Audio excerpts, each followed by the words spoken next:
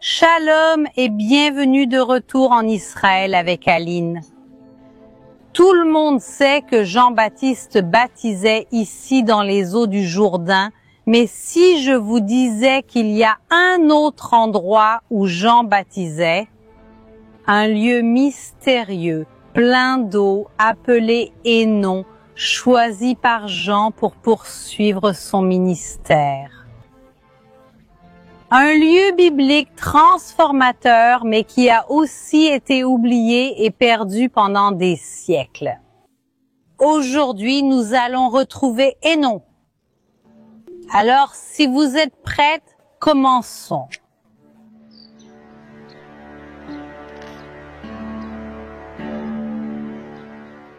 Nous sommes au bord du Jourdain, plus précisément dans la même zone où Jean avait l'habitude de baptiser.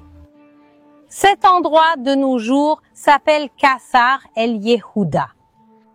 Et imaginez ici les foules descendant vers Jean pour être baptisés. Et celui qui est aussi venu ici pour être baptisé, c'est Jésus. En ces jours-là, Jésus est venu de Nazareth, en Galilée, et il a été baptisé par Jean dans le Jourdain. Aussitôt après être sorti de l'eau, Jésus vit le ciel s'ouvrir et l'Esprit descendre sur lui comme une colombe.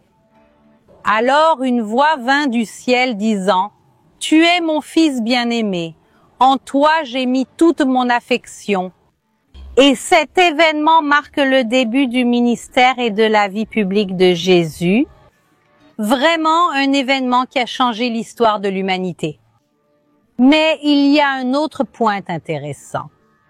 Après avoir baptisé Jésus dans le Jourdain, Jean change d'endroit. Il commence alors à baptiser les gens dans un lieu appelé Hénon, près de Salim. Or, Jean baptisait aussi à Hénon, près de Salim, parce qu'il y avait beaucoup d'eau là-bas et les gens s'y rendaient pour être baptisés. Mais où se trouve cet endroit mystérieux et pourquoi Jean l'a-t-il choisi? En signifie source en hébreu, et le suffixe on indique le pluriel, donc Hénon signifie source ou fontaine. Le nom de l'endroit et les sources proches de Salim.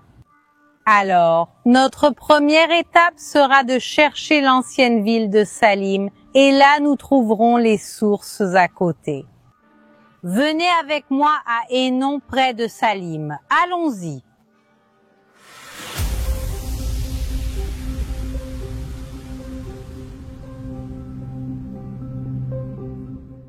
Nous venons de quitter Kassar et Leude et poursuivons notre voyage vers Hénon.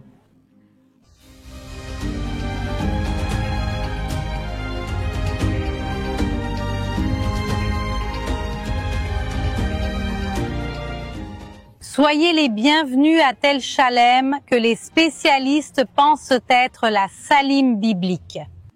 Ce que nous voyons ici, c'est une colline artificielle, un tel constitué de vestiges archéologiques. En effet, cette ville a été fondée il y a plus de 3500 ans à l'époque du bronze, et elle a existé jusqu'à la période mamelouk il y a environ 700 ans. Et c'est pourquoi, au fil des millénaires, la ville a été détruite et reconstruite et le niveau s'est élevé, formant tout ce que nous voyons ici. Mais parmi les nombreuses périodes historiques, la plus importante de ce lieu, sans aucun doute, fut l'époque romaine, qui est précisément la période où Jean-Baptiste et Jésus ont vécu. Et elle était si importante en raison de son emplacement. De nombreuses routes commerciales et anciennes passaient par ces chemins, vers Beit Shean, qui était la capitale de la Décapole, ainsi que des routes vers Jéricho et Sichem. Et surtout, tout près d'ici, se trouvait le point de traversée du Jourdain, où l'on pouvait passer à gué de l'autre côté. Et ainsi, on avait accès à des régions comme la Pérée et Pella. Cela signifie que cette région était animée et accessible, et donc idéale pour que Jean-Baptiste baptise les foules. Et maintenant, je veux vous inviter à monter avec moi pour découvrir Salim dans la Bible. Allons-y.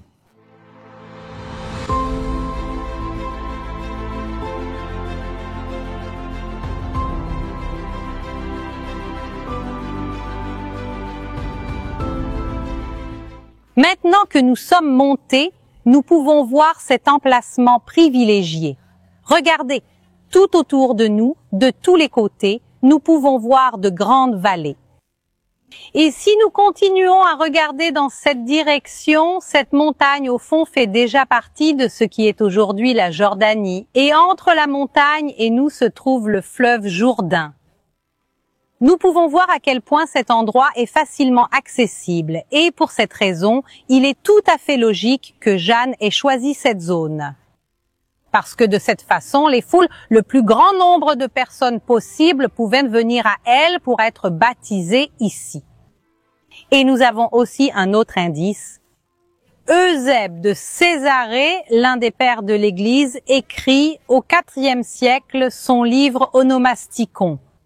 Il dit que Salim et Hénon se trouvaient à 8000 de Beit She'an.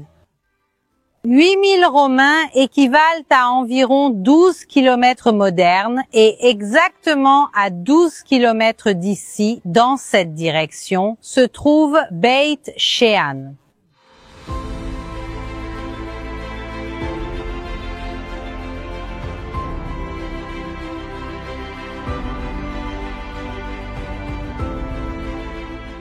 Tel Chalem n'a pratiquement pas été fouillé. Ce que nous pouvons voir autour de nous, ce sont des tranchées militaires du XXe siècle. Cela veut dire que les secrets de Tel Chalem de Salim sont encore enterrés. Mais peu importe où nous regardons ici, le sol est rempli de vestiges archéologiques. Regardez ça, partout on peut voir de la céramique ancienne. Donc, à première vue, il est un peu difficile de vous garantir exactement la datation, par exemple, de ce morceau, mais ce morceau peut avoir entre 3500 et 700 ans. Mais il y a de grandes chances qu'il soit vraiment de la période romaine, à peu près à l'époque de Jésus et Jean-Baptiste. Et vraiment, partout où nous regardons au sol, il y a des milliers et des millions de ces morceaux éparpillés ici.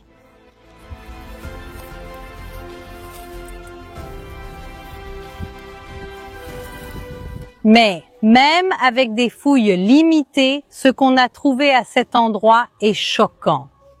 En 1975, on a trouvé un buste en bronze de l'empereur romain Hadrien, encore plus grand que nature. On a également trouvé une inscription de 11 mètres de long. Chacune des lettres mesurait 41 cm et cette inscription parlait aussi d'Hadrien. Et elle se trouvait au sommet d'une arche triomphale. Mais pourquoi est-ce important? Nous savons qu'Hadrien détestait les Juifs et les chrétiens et qui construit. Au-dessus de lieux saints, il érige des lieux de culte païens comme le temple de Jupiter sur le mont du Temple et le temple de Vénus sur le Saint-Sépulcre. Donc, il est frappant qu'Hadrien choisisse aussi cet endroit pour l'exalter et y construit également un lieu de culte païen. Mais si c'est donc la Salim biblique, où se trouve Hénon? Où sont ses sources, ses fontaines d'eau?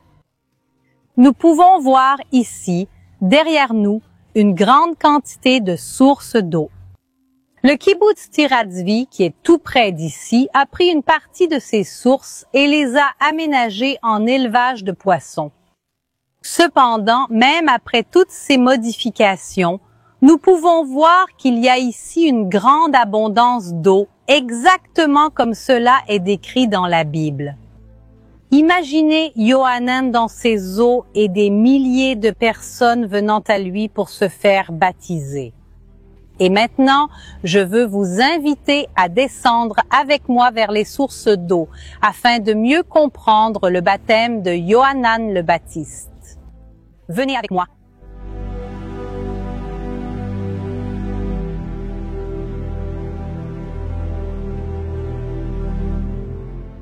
Nous sommes maintenant à côté de l'une de ces sources.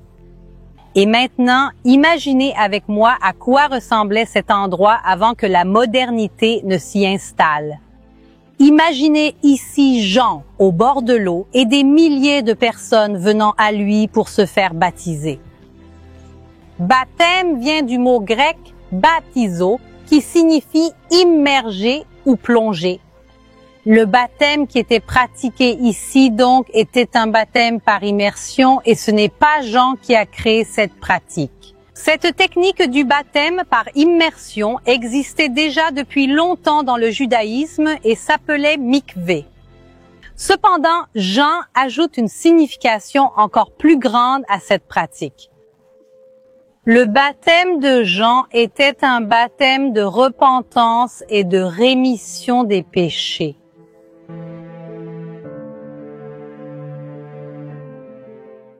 Parlons maintenant du baptême le plus important de tous, le baptême qui a changé l'histoire de l'humanité. Lorsque Jean baptise Jésus dans les eaux du Jourdain, voyez comme c'est intéressant. Après cela, Jean change d'endroit et il commence alors à baptiser la foule ici, aux sources d'Hénon. Pendant ce temps, après son propre baptême, Jésus commence maintenant à baptiser ses disciples et ses partisans.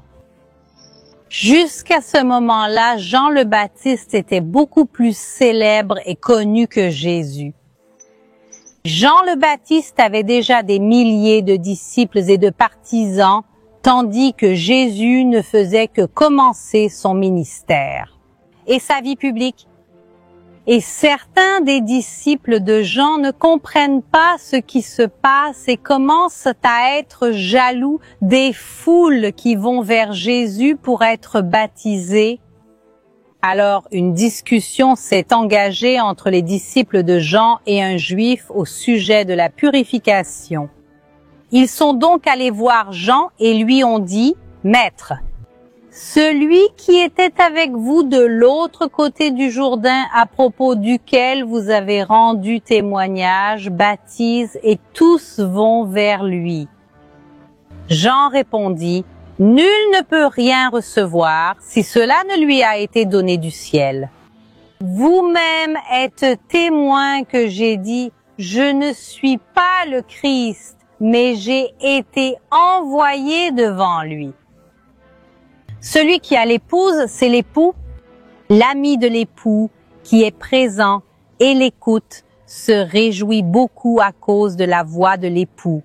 Cette joie est donc la mienne. Elle est maintenant parfaite. Il faut qu'il grandisse et que moi je diminue. C'est là le point principal lorsque Jean dit « Il est nécessaire qu'il grandisse et que moi je diminue ». Il est vrai que pendant un certain temps, Jean-Baptiste et Jésus avaient des ministères parallèles. Mais à partir du moment où Jean baptise Jésus dans les eaux du Jourdain, il comprend que son ministère et sa mission avaient changé. Et une partie de ce changement est aussi un déplacement physique du Jourdain jusqu'ici. Hénon, et à Hénon se poursuit le ministère de Jean-Baptiste, un ministère qui, comme il le dit lui-même, doit diminuer pour que Jésus puisse grandir. Et c'est vrai, le ministère ici à Hénon diminue, il diminue jusqu'à vraiment disparaître. Cet endroit est complètement oublié. Pendant des siècles, personne ne savait où se trouvait Salim ni Hénon, et même après la redécouverte du lieu. Je vous garantis que la plupart des Israéliens et même les chrétiens du monde entier n'ont jamais entendu parler d'Anon. et encore moins que cet endroit existe encore de nos jours. Personne ne vient visiter cet endroit ici et l'accès est même un peu difficile. Jusqu'à aujourd'hui et aussi pendant de nombreuses années, le lieu est resté fermé pour des raisons militaires. Là-haut, il y avait des tranchées et des soldats. Et aussi ici, toute cette zone autour de nous est remplie de mines terrestres. Regardez ici, c'est écrit en hébreu, en anglais et en arabe. Attention, mines terrestres. Ça veut dire que derrière cette clôture de fil barbelé, on ne peut pas passer parce que littéralement toute cette zone est minée. Et regardez là-haut, tel Shalem Salim où nous étions, c'est ici, juste derrière nous. Là-haut où nous étions, oui, la zone a été déminée, il n'y a plus de risque de mine. Nous ne faisons rien d'interdit ici sur la chaîne, mais on peut voir qu'une grande partie de la zone autour reste fermée jusqu'à aujourd'hui.